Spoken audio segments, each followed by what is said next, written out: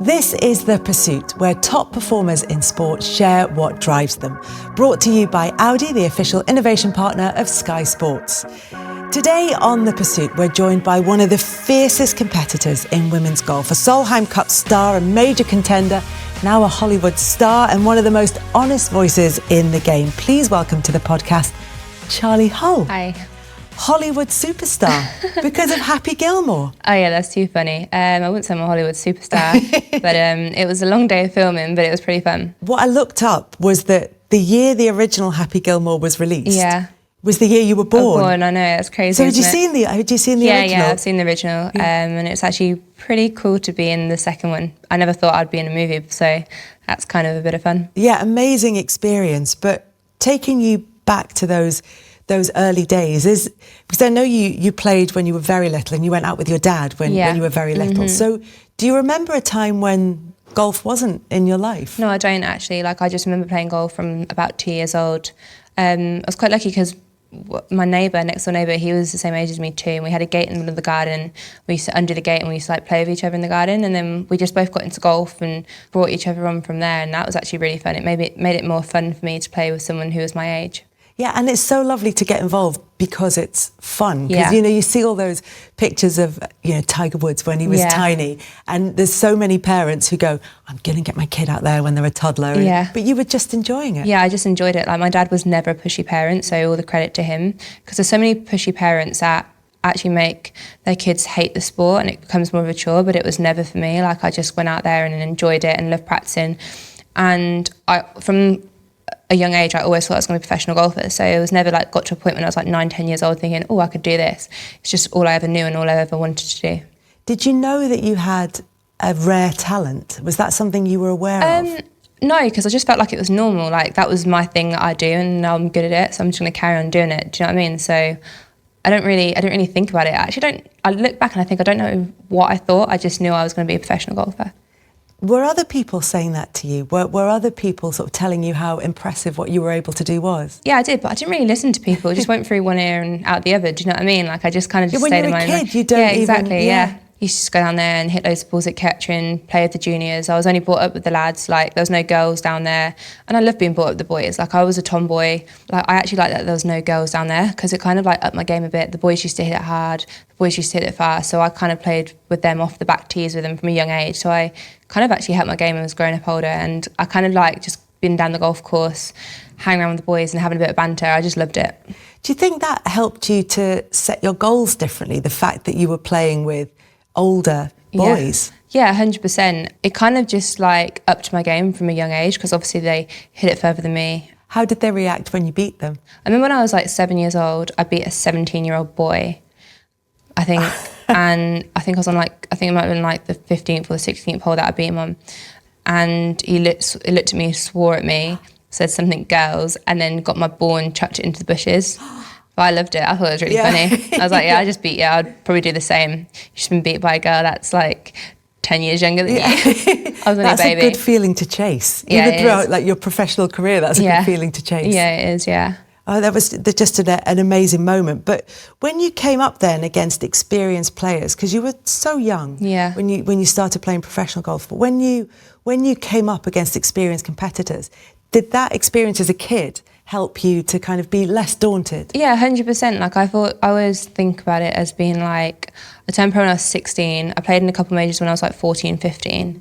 That was my apprenticeship. And I thought, why would I want to wait until I'm 21 years old, waste 4 years in college whilst I could be out there, 16 years old, kind of seeing it as my apprenticeship whilst earning money. I just thought, might as well do that. Are you impatient? Yeah, I'm so impatient. If I want something done, I want it done now. And I can't wait for anything. If it's on my mind, I need it to be done. Yeah, and any time not spent on sort of achieving your goal is time wasted. 100%, yeah. So you need to just get practicing. When you were named Rookie of the Year on both sides of the Atlantic, you've talked about how other people talked about you as a kid didn't really seem to affect you too much. Yeah. What about that level of attention? Was that something that you took pride in? Was it something that inspired you? To be fair, I didn't really take much notice of Rookie of the Year because in my own head, I didn't really feel like it was a big achievement. I thought my big achievement for me that year, I had 9 second place finishes on the LET, and that was pretty impressive, I thought. And I played my first ever Solheim Cup that year. I was only 17 years old, and I was up against Paula Creamer, one of the best in the world, won the US Open a few years before that. Obviously an idol of mine growing up, and I go out there and I smash her. I beat her in the singles in the final round. It was the final day of the Solheim Cup, and we won. I think I beat her 5-4 or something, 5-3. And then afterwards I got her to sign the golf ball that I beat her with. So I didn't mean it like that way, it's just because my friend at home liked her, and so I just got a signature. And I didn't actually realise how big of a deal the Solheim Cup was. Like, I actually never really watched the Solheim Cup when I was a kid growing up. I never knew what the Solheim Cup was until 2 years before I played in the Junior Solheim Cup. And I was like, oh wow, this is like the Ryder Cup. Never thinking that I was going to be in the next Solheim Cup and out there winning, and I did. It has been such a huge part of your career up to this point. When you talk about last year's Solheim Cup, and there was that fantastic win against Nelly Korda, just tell me a little bit about that, because the reaction to it was just incredible, and you must have felt such a sense of achievement. Yeah, no, it was really good. I remember the day before, one of my friends in the team room saying, "Oh, it's impossible to beat Nelly today. She was like 7 under par through 18 holes." I was like, "Oh, okay, cool." So I thought to myself in my head, right, if I get Nelly tomorrow, I've got to shoot 9 under par through 18 holes, and I reckon that's a good chance of beating her. I was 7 under through 14 holes, or 14 or 15 holes, and the match ended then. Do you know what I mean? So anything can happen in match play, but I just played really well that day. I like playing golf with Nelly. She's really, really good, and she's just a nice person as well, and easy to get on with on the golf course.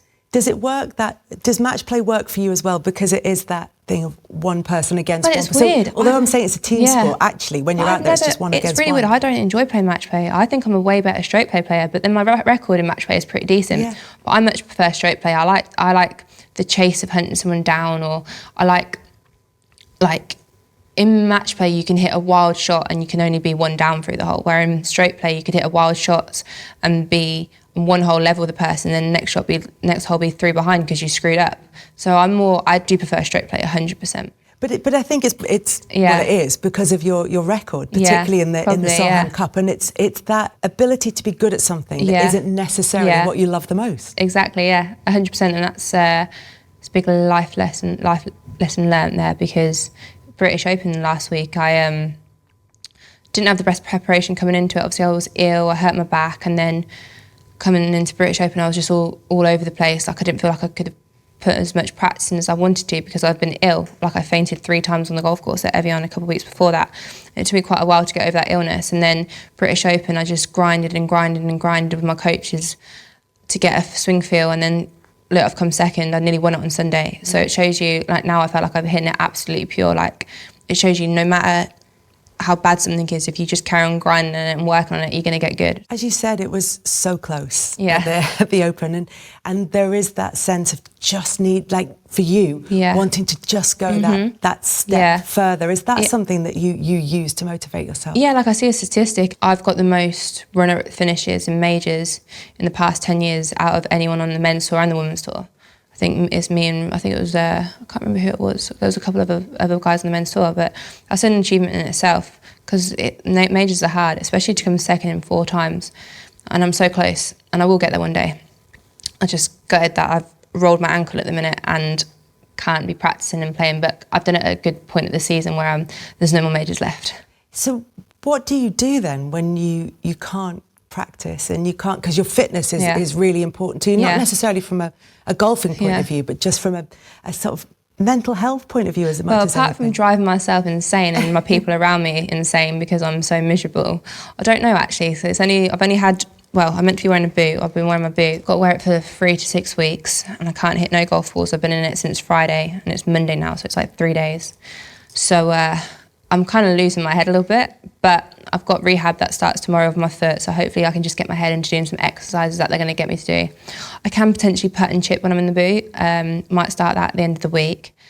It's just with me, I'm bad at listening to people, and I know I can't just sneak off and go and hit balls as much as I want to do, and I think about that in my mind, thinking I can just go and sneak off, but it's hard because I've never had, up until like last year, I've never had more than a week off golf. Like, I'm one of these people, I need to be practicing all the time. I love practicing, I love playing, I just love playing golf. Like, I like trying to make myself better, so having a long time off for me is going to drive me insane, but at the end of the day, I'm probably going to take away a few things of how to deal with situations in life, because in life it's never smooth sailing, and you just got to deal with things, don't you? Part of what you're describing sounds like it kind of goes back to your ADHD diagnosis. Yeah. I wonder, before we talk about maybe how it affects you, because it must help in some ways and hinder in others, but just to get the diagnosis, how was that moment for you? Yeah, it was interesting. Like, I kind of always knew anyway, but I'm one of these people who's like, just get on and deal with it in life. Like, you could be in a lot worse situation, but knowing about it and knowing ways to cope with it helps 100%. So do you feel like having the diagnosis, knowing what it is, understanding yourself a little bit more, helps you to deal with the moments when it isn't 100%, working for you? Like at the British Open and stuff, like just certain breathing techniques and stuff, because I get so excited and so like wanting to go. Like, I hate slow play. I hate, if my life's not boom, boom, boom, boom, boom, I don't like that. Like, and I'm actually now starting to learn how to be a bit more chilled. Yeah. Hopefully, since being injured, I will be able to master it, but I doubt it very much. Do you get the hyperfocus that comes with ADHD? Super hyperfocus, so is that something that's helpful? Yeah, I find that extremely helpful. Like, if I'm interested in something, I get obsessed with it. And you could be talking to me, but I'm so focused in on it. I think a lot of people don't understand it unless they can hyperfocus, but that is, I think, definitely like a little secret weapon for me that I can do, because I can literally be that hyper-focused. Even just in random stuff, I'll be walking down the street to the shop and my dad's probably walking back from the shop and I've walked by him and I just see like a shadow there because I'm probably hyper-focused and thinking about something. It's like, Charlie, you've just walked by me. And I look around and go, oh, I didn't see you there, Dad. He goes, you looked right at me. I said, oh no, I just thought it was a shadow of someone. I didn't really take much notice. I was thinking about planning something in my head. Like, it's just like in situations like that probably actually helped me on the golf course where I'm so focused on something, I block everything out. I've heard other sports people talk about having ADHD and how it affects them. And one of the things that's been said is that actually being an elite sports person can stop you getting the diagnosis, because the things that make real life difficult can actually make your work life work better for you. Yeah, 100%. Like routine. I love routine. Like usually when I'm in the gym, I get up in the morning, go to the gym, come back, have my breakfast, have a nice bath, go practice, make sure I putt, chip, hit balls, go out play 9 holes, come back and practice again. And if I don't do one of them bits of practice or go to the gym, it messes up my head and I have a sense of guiltiness. And I hate that feeling that's inside of me. So that makes me sure I do all that practice every day, and it obviously is going to help my golf game. So it's kind of like a little superpower, but it can drive you insane at the same time. Yeah, I can imagine. Yeah. I can imagine. Yeah. So what does motivate you then? What makes you get up and do what you do every day? I like to be a better person tomorrow than I am today. Or I wouldn't say even better, just is that the Michael Jordan saying, isn't it? I wouldn't even know that, but I've just like that sense of achievement, like learn from yesterday's mistakes and it makes me better tomorrow. I couldn't be a person that just lays in bed all day and do nothing. I just think that's a waste of a life. I think there's always something to be doing. And that's why probably I get run down a lot, because I don't know when to stop. When I'm poorly and ill, I play my best golf, because then my mind stops overthinking. So there's a distraction, so your mind's kind of occupied elsewhere. Yeah, because obviously my body's poorly. I sometimes play my best golf when I'm poorly. It's quite strange. Let's build the ultimate golfer by taking elements of different players to design a golfer built for performance under pressure. Just like Audi brings together ambitious design, advanced technology and powerful performance to create cars that thrill and impress, we are looking here for intelligence, performance and precision. So let's start with the swing. Who has the smoothest and best swing in golf? I love Rory McIlroy's swing. Or actually Robert Rock's swing. I'm going to go for Robert Rock. Because? I just think he's got a great golf swing. A lot of the positions in his swing is what I think in my head's perfect. He looks like that little circle that you see when you see it in golf magazines. I know what you mean. Short game, who would you trust inside, 50 yards or so? Inside 50 yards, Lydia Ko. She's unbelievable short game. Because I know you were a big Seve Ballesteros fan as well. I am. Obviously, Seve's the king of it, but I just think Lydia, some of the shots that I've seen her hit under pressure, but like when I've played with her, is just unbelievable. Yeah, and that ability to do it under pressure as well is huge. So talking of that, mentality, who can really just cut out the noise and stay focused under pressure? You got to say Tiger Woods in his prime was just unbelievably focused. Yeah, it's pretty scary how focused he could be. Yeah, you can imagine him being the kind of player, the Switches wind blows their cap off. Yeah. Don't even notice. Clutch putting. So who sinks the putts that matter? I would say Inby Park is an unbelievable putter. She hasn't been on tour now for a few years, but honestly, the putts that she would hold is just remarkable. How is that when you go up against somebody who you know their putting game is strong, and they get to within, what would be maybe a 2-putt for someone else? Are you starting to think, like, psychologically, is that part of the battle? Honestly, like, Inby could be on the edge of the green 50 yards away and hold the putt. Like, it's just crazy. I started thinking that a golf ball's got a remote control on it. Yeah. How good she puts. And what part of your game should be included? What's your piece of the puzzle here? I like driving. I'm a pretty good driver of a golf ball, and I'm a pretty good iron player as well. Pretty good at all around. Actually, no, I'd include one thing. I'm a very good bunker player. Greenside bunker player, I'm really, really good. I'd back myself against anyone all day. Because you've got a really attacking style, haven't you? Yeah, I have, yeah. And that's something that makes you, I think, really exciting to watch. Yeah, it does, yeah. Yeah, I like it like that. We have a player then who's built for excellence on the course, performance by design, just like Audi. There you go. So we're going to start looking ahead to the future a little bit, talk about what's next, advice that maybe you would give to other people that, you might have wanted to have when you were younger. But you've achieved so much. You still have a long career ahead of you.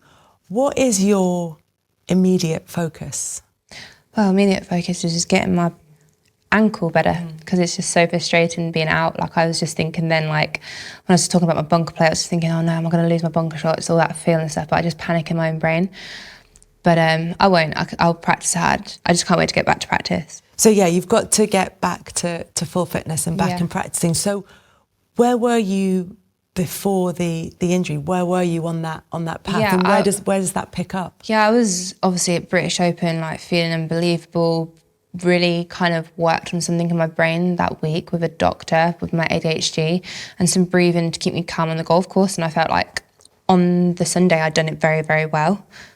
And I was really looking forward to, like, play the week after and just remember that feeling that I had and try and use it that week at the event. But obviously I had to pull out, which is annoying. So I just can't wait to get back and master, like, my mind being quieter on the golf course. Yeah. That's going to feel amazing. Yeah, it will do. Just got to do it again, that's the thing. Yeah. What does success mean to you? What does it feel like to you? And is that different from a few years ago? Has that changed? Yeah, I think obviously a few years ago, if I had a bit of success, like, I feel unbelievable. But now I only get it if it's like a top bit of success. But that's why I do a lot of running, because I love running. Like, I hate running, but I love it at the same time. So if I'd done a 12K run before my round, I feel like I've got a one-up on everyone. And that's like a bit of a success for me, and it just kind of gives me some great endorphins. Yeah, you're chasing the dopamine. Yeah. I do that a lot with songs and a lot of things in life, yeah. You've spoken a lot about the game and how it is at the moment. You've talked about your frustration with, for example, slow play and just trying to... How would you like to see the game evolve? Because you have very strong views on what you would like to see happen, and kind of opening golf up to this new younger generation. Yeah, it is quite hard, but I think they could do a lot more. I sit and do think about slow play. It is quite hard when it's a tough golf course to play fast, because some of the best players in the world, we're out there and we're trying our best, and the golf course is very tricky. Like, if you look at the men's game as well, US Open, that they're playing long rounds, so it's on both sides of the tours. But I think in a general, I'll probably be slated for saying this, but I've always thought cutting the fields down in normal events, so it's like, I think it's 65, maybe been doing 55, and then just going out at 2 balls on the weekend. Like, sometimes you can play in 3.5 hours, sometimes you can play in 4.5 hours, but that bit quicker would help speed play up. But I don't reckon they'll do that. I'm just saying, in an ideal world, or like give them shot penalties if you have too many shot penalties, you ban for the rest, like 3 months off tour. Because I would definitely speed up, and I'm not really a slow player. Do you know what I mean? Because you wouldn't want to be banned from playing on tour. And then also to make it more attractive for girls and even just normal general people in golf. Don't just be a golf event, be an event. Do you know what I mean? And I feel like the British Open, they had, when I looked through like the fan zone and everything, there was so much for families to do there and to keep the children occupied. There's like places for adults to go and have a few drinks and stuff, and it made it like almost like not like a concert, like an event, rather than just a boring golfing event, what people probably used to think they used to be like. Do you know what I mean? And I just think, obviously I wouldn't know exactly what to do, but if you threw in a few ideas, they could really, really push on getting the crowds up and making golf more appealing for everyone. Yeah, because it's great to go and follow a golf around a course, or to, sit yourself at one green, for example, and watch everybody come through. But there are times when you want to be able to keep people for a bit longer than that and give them other reasons to stay. And I think as well, golf needs a lot more personalities. Like everyone you says like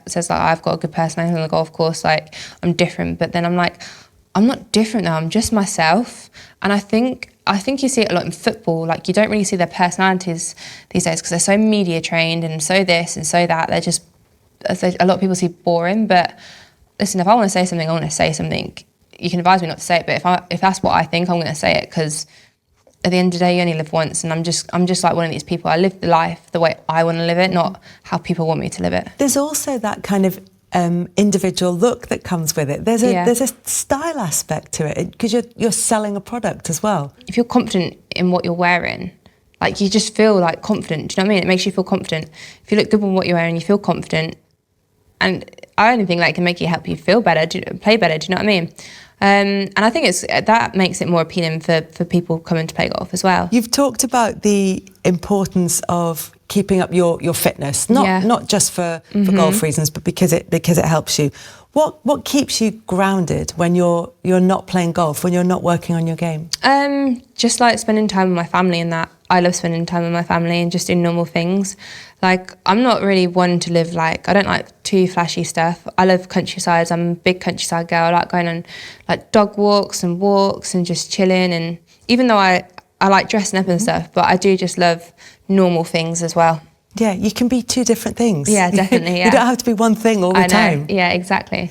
And because of all the things that you've said, you're such a role model to young golfers and to young women who are looking to you in the sport.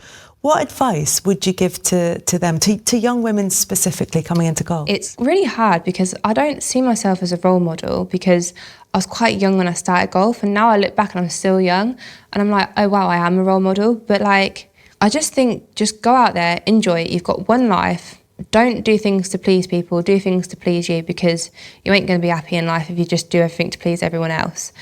And just practice hard if you want to be a professional golfer, enjoy it and just live your life. And you're not going to die if you hit a bad shot. Just laugh it off. Well, I wouldn't say laugh it off, because everyone gets angry, but still, you just got to forget about it, the bad shot, and move on to the next one. Yeah, that's good advice, I think, not just in golf as well. So if you could go back and speak to yourself at sort of 14, what would you say to yourself? Because you already did those things. What advice did you need to hear, do you think? I think I was perfect up until I was about 20. I think I'll go back to myself when I was 20 years old, give myself a slap on the wrist and say stay like I was when I was like 17, 18, 19. Because now I'm starting to get back to how I was back then. In what way? So how were you and how did you change? I don't know, I just think I just got older, and when I was like 20, 21, obviously I got married, and just like a few things distracted me for a few years, but now I'm like got my head back to where I want it to be, and now I'm kind of feel like I was when I was younger. Because when I was younger, I was a very, very strong-minded person. I was very stubborn, didn't listen to anyone, but it kind of like made me like so good, and I think I'm getting back to that now. You sound unstoppable. Yeah, well, I am. Without my ankle, obviously. Charley, so lovely talking to you. Thank you. Thank you so much. I appreciate it. Cheers. Thank you. Thanks for joining us for this series of The Pursuit, brought to you by Audi, the official innovation partner of Sky Sports. We've had some incredible guests across the series, and if you've missed any, all episodes are available now to go back and watch on YouTube or listen to on your favourite podcast platform. And we look forward to seeing you next time on The Pursuit.